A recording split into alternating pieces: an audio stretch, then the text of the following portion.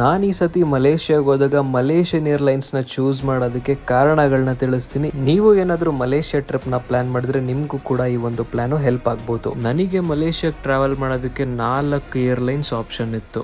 ಮೊದಲನೇದಾಗಿ ಇಂಡಿಗೋ, ಎರಡನೇ option air Asia, ಮೂರನೇ ಆಪ್ಷನ್ ಮಲೇಷಿಯನ್ ಏರ್ಲೈನ್ಸ್, 4ನೇ ಆಪ್ಷನ್ ಬಂದು ಸಿಂಗಾಪುರ್ ಏರ್ಲೈನ್ಸ್. ಸಿಂಗಾಪುರ್ ಏರ್ಲೈನ್ಸ್ ಇವು ಮೂರುಗಳಕ್ಕಿಂತ ಸ್ವಲ್ಪ ಕಾಸ್ಟ್ಲಿ ಇತ್ತು, ಸೊ ಅದನ್ನ ಡ್ರಾಪ್ ಔಟ್ ಮಾಡಿದೆ. IndiGo, air Asia, Malaysian airlines ಇದರ 3 ಟಿಕೆಟ್ ಪ್ರೈಸ್ ಆಲ್ಮೋಸ್ಟ್ ಸೇಮ್ ಏನೇ ಇದೆ. ನಾನು 2 ಮಂತ್ಸ್ ಬಿಫೋರ್ನೇ ಟಿಕೆಟ್ಸ್ ನ ಬುಕ್ ಮಾಡಿದ್ದೆ. ಮಲೇಷಿಯಾ ಏರ್ಲೈನ್ಸ್ ಅಲ್ಲಿ ನನಗೆ 21,000 ಚಿಲ್ಲರೆ ಬಿತ್ತು ಎಕಾನಮಿ ಕ್ಲಾಸ್ಗೆ ರಿಟರ್ನ್ ಟಿಕೆಟ್ ಸೇರಿ. ಲಾಸ್ಟ್ ಇಯರ್ ನಾನು ಇಂಡಿಗೋನಲ್ಲಿ ಸಿಂಗಾಪುರ್ಗೆ ಹೋಗಿದ್ದೆ. ಇಂಡಿಗೋನಲ್ಲಿ ಯಾವುದೇ ತರ ಪಿಲ್ಲೋ ಮತ್ತೆ ಬ್ಲಾಂಕೆಟ್ ನ ಪ್ರೊವೈಡ್ ಮಾಡೋದಿಲ್ಲ. ಹಾಗೆ ಫುಡ್ ಆಪ್ಷನ್ ಅಲ್ಲಿ ಒಂದು ಸ್ಯಾಂಡ್ವಿಚ್ ಮತ್ತೆ ಜ್ಯೂಸ್ ನ ಮಾತ್ರ ಪ್ರೊವೈಡ್ ಮಾಡ್ತಾರೆ. ಇನ್ನ ಏರ್ ಏಷ್ಯಾದಲ್ಲಂತೂ ಯಾವುದೇ ತರ ಫುಡ್ ಮತ್ತೆ ಡ್ರಿಂಕ್ಸ್ ನಂತೂ ಪ್ರೊವೈಡೇ ಮಾಡೋದಿಲ್ಲ. ಮಲೇಷಿಯಾ ಏರ್ಲೈನ್ಸ್ ಅಲ್ಲಿ ಪಿಲ್ಲೋ, ಬ್ಲಾಂಕೆಟ್, ಇನ್ನ ಊಟದ ವಿಷಯಕ್ಕೆ ಬಂದ್ರೆ ಒಂದು ಫುಲ್ ವೆಜ್ ಅಥವಾ ನಾನ್ ವೆಜ್ ಥಾಲಿನೇ ಪ್ರೊವೈಡ್ ಮಾಡ್ತಾರೆ. ಅದ್ರ ಜೊತೆಗೆ ಅನ್ಲಿಮಿಟೆಡ್ ಬೆವರೇಜಸ್ ಜೊತೆಗೆ ಕಾಫಿನ ಕೂಡ ಪ್ರೊವೈಡ್ ಮಾಡ್ತಾರೆ. ಇದೆಲ್ಲಾನು ಟಿಕೆಟ್ ಅಲ್ಲೇನೆ ಇನ್ಕ್ಲೂಡ್ ಆಗಿತ್ತು. ಸೊ ಇದೊಂದು ರೀಸನ್ ಆಯ್ತು ಮಲೇಷಿಯಾ ಏರ್ಲೈನ್ಸ್ ನ ಚೂಸ್ ಮಾಡೋದಕ್ಕೆ.